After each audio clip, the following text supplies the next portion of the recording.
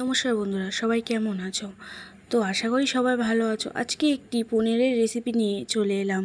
তো এখানে আমি চৌকো চৌকো করে পনিরটাকে কেটে নিয়ে ভালো করে এখানে লাল লাল করে ভেজে নিচ্ছি। তো পনিরটা ভাজা হলে এত সুন্দর একটা গন্ধ বার হয় যেটা মন ভরে যায়।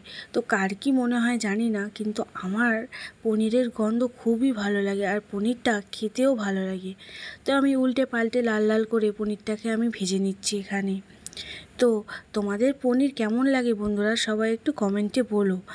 আর আমার তো পনির ভালো লাগে, আমি তো আগেই বললাম। আর পনিরের রান্নাটাও আমি খুব একটা খারাপ করি এমন কিন্তু নয়। পনিরটা আমার এখানে ভালো করে ভাজা হয়ে গেছে। তো এখানে সবগুলোই কিন্তু লাল লাল করে ভাজা হয়ে গেছে। আর এই যে এখানে আমি গরম জল নিয়েছি, পনিরটাকে ওই গরম গরম জলে রাখবো।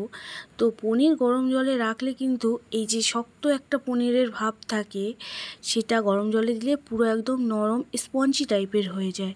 তো আমি এখানে সব পনিরগুলোকে নিয়ে জলের মধ্যে দিয়ে দিচ্ছি একটু টুপে যাওয়ার জন্য। তো আমার দেওয়া হয়ে গেছে এবং এটাকে ঢাকা দিয়ে রেখে দিতে হবে।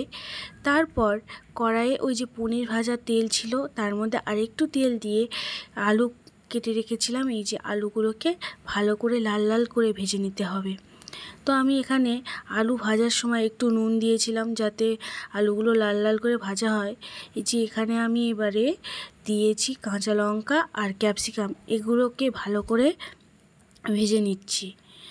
তো ক্যাপসিকামটা একটু সিদ্ধ টাইপের হয়ে গেলেই ক্যাপসিকাম নামিয়ে নিতে হবে।